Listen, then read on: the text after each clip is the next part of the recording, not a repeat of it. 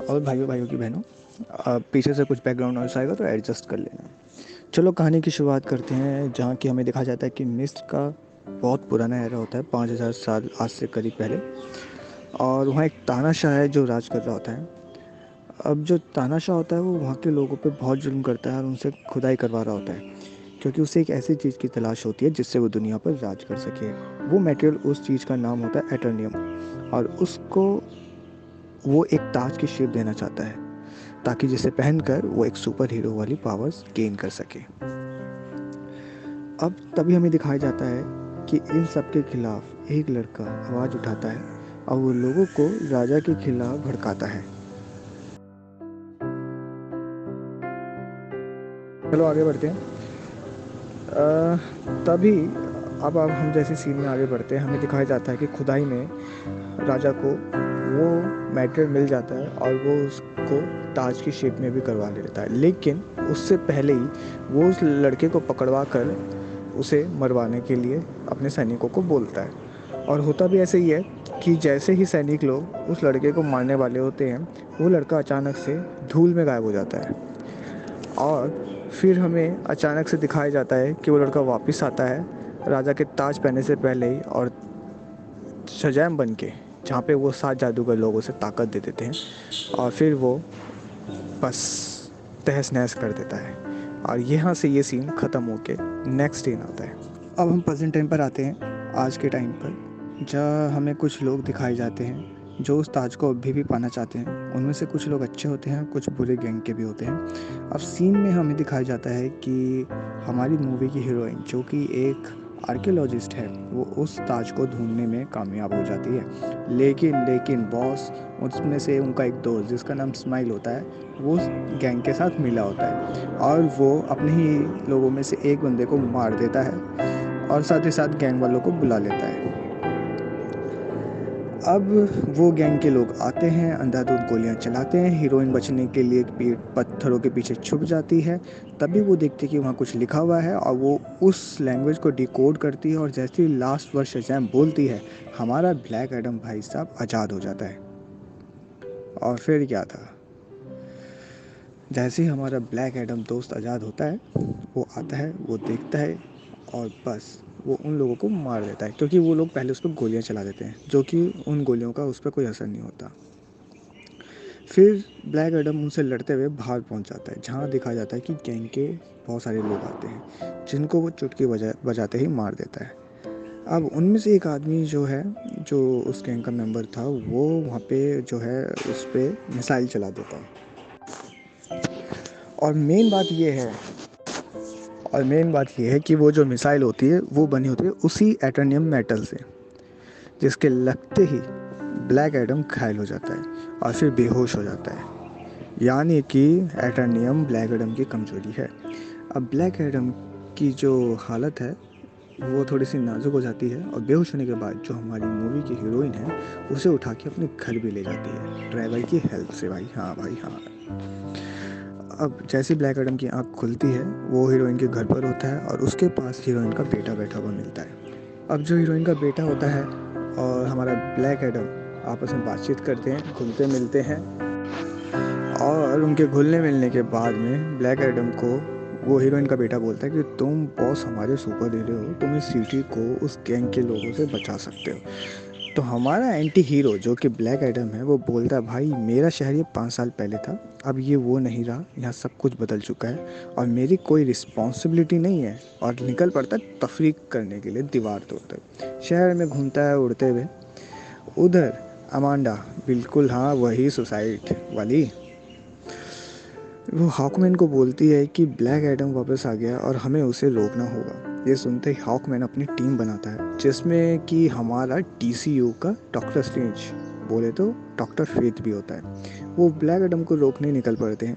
इधर उस गैंग के लोग हीरोइन को मारने वाले होते हैं कि तभी ब्लैक एडम भाई आते हैं और बस बूम, सबको मार देते हैं। यहाँ जस्टिस सोसाइटी भी आती है और बिना कुछ बात किए ब्लैक एडम से लड़ने लग जाती है। लेकिन भाई ब्लैक एडम तो ब्लैक एडम, वो उन सबकी वॉट लगा देता है, बोले तो वांदे लगा देता है। सबकी कुटाई करने के बाद वहाँ से चला जाता है। ब्लैक एडम के जाने के बाद हार्कमैन हमारी हीरोइन को समझाता है, बॉस ब्लैक एडम एक बुरा आदमी है, तुम उसका साथ मत दो और हमें बताओ वो कहाँ मिलेगा। तो जो हमारी मूवी की हीरोइन होती है वो हॉकमैन से पूछते हैं, भाई तुम जब लोग कहाँ थे जब वो उनकी कुटाई कर रहा था, जब हम लोग की पिटाई चल रही थी, जब हमें मारने वाले थे, अब तुम आगे हुए यार अपना भाषण देने।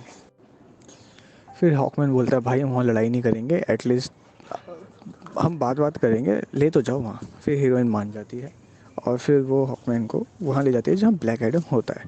फिर वहाँ पे कुछ देर वार्तालाप करते हैं जिसमें कि हॉकमैन बोलता है तुम हमारी साइड आ जाओ और लोगों के लिए अपनी पावर का अच्छे के लिए यूज़ करो। तो ब्लैक एडम कहता है कि यहाँ लोग अच्छे है ही कहाँ, यहाँ वही है जो पावरफुल है, बाकी कुछ नहीं है। तभी बॉस हमें एक नेक्स्ट सीन में दिखाया जाता है कि जो ब्लैक एडम, वो सॉरी हमारी मूवी की हीरोइन है, वो उसका बेटा जो है उसे इस्माइल के ले जाता है उठा के, क्योंकि उसे वो ताज चाहिए होता है, क्योंकि वो ताज वहाँ उसे उसके घर पे नहीं मिलता है। लेकिन हीरोइन का बेटा भी अत्यंत ही सियाना होता है और वो क्या करता है कि वो पहले इस चीज़ की इन्फॉर्मेशन हीरोइन को देता है और जैसे ही ये बात हीरोइन को पता चलती है वो ब्लैक एडम और जस्टिस सोसाइटी से हेल्प मांगते हैं। इतना सुनना था कि ब्लैक एडम तो हवा की तरह बिजली की रफ्तार से फौर हो जाता है और गैंग के लोगों को पकड़ के मारना शुरू करता है। लेकिन हॉकमैन भी वहाँ पहुँचता है, उनमें से 2 लोगों को ज़िंदा पकड़ के उनसे उगलवा लेता है कि भाई उसकी लोकेशन कहाँ है। फिर हमें नेक्स्ट सीन में दिखाया जाता है कि हॉकमैन और जो जस्टिस सोसाइटी के लोग और हमारा ब्लैक एडम मिलकर कुछ बातचीत कर रहे होते हैं और प्लान बनाते हैं कि हम ऐसे जाएंगे, ऐसे लड़ेंगे, फलाना करेंगे। और लेकिन जैसे वहाँ वो पहुँचते हैं कि उन्हें पता चलता है कि स्माइल असल में उस गैंग का लीडर है और वो उस बेटे के लिए, मतलब बेटे एक्सचेंज ऑफर रखता है कि अपना बेटा लो और मुझे वो ताज दो।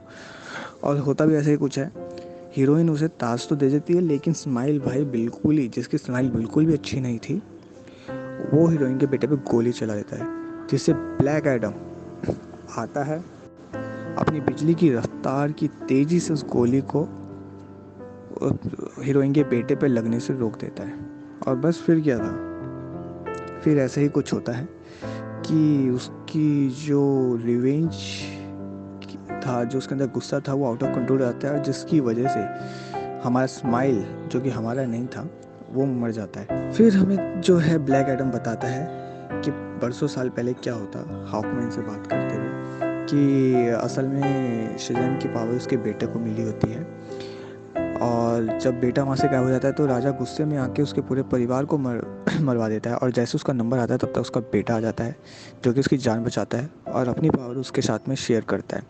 और जब बेटा उसका नॉर्मल फॉर्म में होता है तभी वहाँ राजा के लोग आके तीर चला देते हैं और वो उसका बेटा मर जाता है और इस गुस्से में आके वो सीधा राजा के महल में जाता है और सब कुछ तहस नहस कर देता है। और वो कहता है मेरा गुस्सा इतना बढ़ चुका था कि मेरे से जो है ये कंट्रोल नहीं हुआ और पूरा शहर उस गुस्से में ख़त्म हो गया। और बस फिर यही जो 7 जादूगर थे उन्होंने मुझे कैद कर दिया और 5000 साल बाद आकर के जो हमारी हीरोइन है उसने उसे निकाला था। वो कहता है मैं अपनी नॉर्मल फॉर्म में आ जाता हूँ, मैं ये सब रोकना चाहता हूँ, हो सकता है मेरी पावर अनकंट्रोलेबल है और इस वजह से तुम लोग मेरे साथ कुछ ऐसा करो कि मैं किसी के लिए खतरा ना बनूँ। और शज़ैम बोलते ही नॉर्मल फॉर्म में आ जाता है और उसके नॉर्मल फॉर्म में आते ही उसे हाइपर चैम्बर में भेज दिया जाता है। इधर अब भाई ट्विस्ट तो कहानी में अब आया है, जो स्माइल था उसे पता था कि ताज की पावर को ट्रिगर करने के लिए वो ताजमहल को, तो सॉरी ताजमहल कह रहा हूँ, ताज को हाथ में लेके मरना पड़ेगा।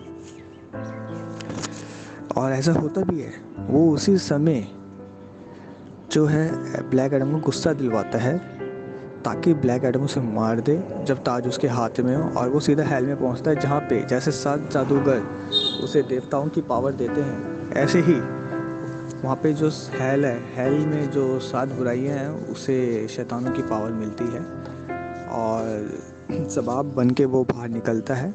सबाब बहुत पावरफुल होता है, जब तक जस्टिस सोसाइटी भी वहीं होती है वो उससे फाइट करते हैं लेकिन कोई इसका मतलब नहीं बनता क्योंकि सबाब बहुत पावरफुल था, वो जस्टिस सोसाइटी की चटनी बना देता है। हमारा डॉक्टर फेथ जो कि एक समझदार आदमी था वो समझ जाता है कि भैया हमारे तो ये ना ही होने वाला है, तो वो क्या करता है कि वो ब्लैक एडम को हेल्प के लिए बोलता है कि भाई हमारी हेल्प कर दो, और वहीं से वहीं उसकी हेल्प करता है बाहर निकलने के लिए।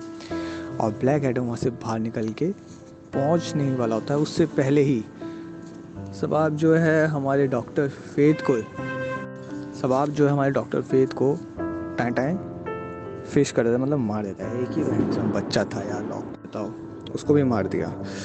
तो बस, और जब तक वो हॉकमैन के पंख उखाड़ने वाला होता है उससे पहले ही हमारा ब्लैक एडम आता है, और फिर एक होती है मैन टू मैन फाइट, जिसमें धीरे धीरे ब्लैक एडम फाइट जीतने वाला होता है। वो शबाब के सिंगों को पकड़ के उसके 2 टुकड़े अलग अलग बॉडी के हिस्सों में कर देता है। इस तरीके से हमारा हीरो, जो एंटी हीरो था, वो असल में हीरो बन जाता है, उस शहर के लोगों का मसीहा बन जाता है। और उस शहर के लोग उसे फिर अपने पास रख लेते हैं, कहते हैं भाई तुम यहीं रहो, हमारी हेल्प करो, हमें प्रोटेक्ट करो। फिर हमें लास्ट के एंडिंग में दिखाया जाता है कि जो अमांडा होती है वो उसको बोलती है कि बॉस तुम यहाँ हो, इसी शहर में रहना, इस शहर से बाहर मत निकलना। तो वो बोलता है तुम मुझे बताने वाले कौन होते हो बॉस, मुझे इस दुनिया में कोई नहीं रोक सकता, जो मर्जी मैं करूँ। तो अमांडा बोलती है हाँ, इस दुनिया का तो शायद कोई नहीं रोक सकता, बट है एक दुनिया जो बाहर की, वहाँ से शायद तुम्हें कोई रोक सकता हो। इतना सुनते ही ब्लैक एडम उस मैसेज बॉक्स को उड़ा देता है और उस धुएं में से निकलता है सुपरमैन, और वो बोलता है शायद हमें बैठ के बात करनी चाहिए, और मूवी का यहीं दी एंड होता है। भाई लोगों, कोशिश बहुत करी है, ठीक है, थोड़ा सब्सक्राइब कर देना।